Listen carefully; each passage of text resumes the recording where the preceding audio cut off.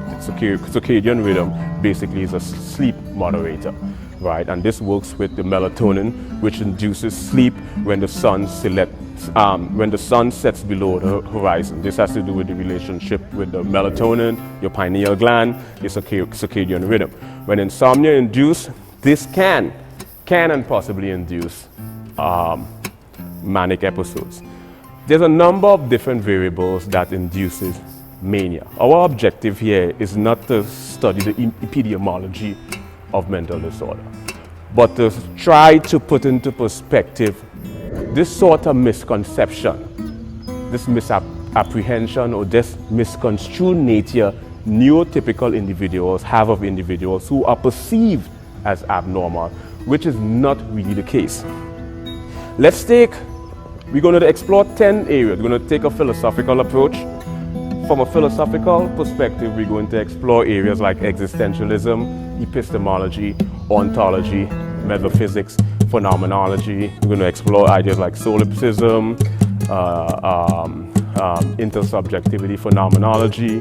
In fact, let's just get into it specifically. Before I get into these details, there's some things I need to clarify and put into perspective right now. This lecture is centered around a self-referential and empirical analysis only. I would like to reiterate.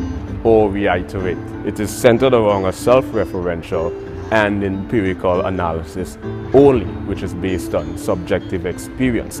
This is not inferential, and this is not centered around any sort of theoretical analysis.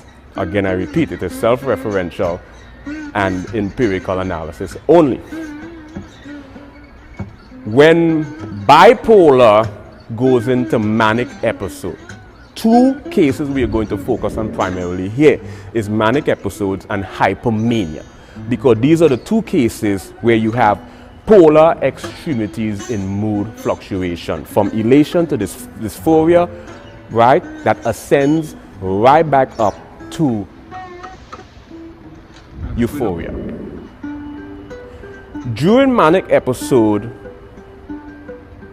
bipolar cases transcend into 5 emotional states. One is impulsivity, the other is distractibility, the third is disinhibition, the fourth is grandiosity, and the fifth one is pathological compulsion.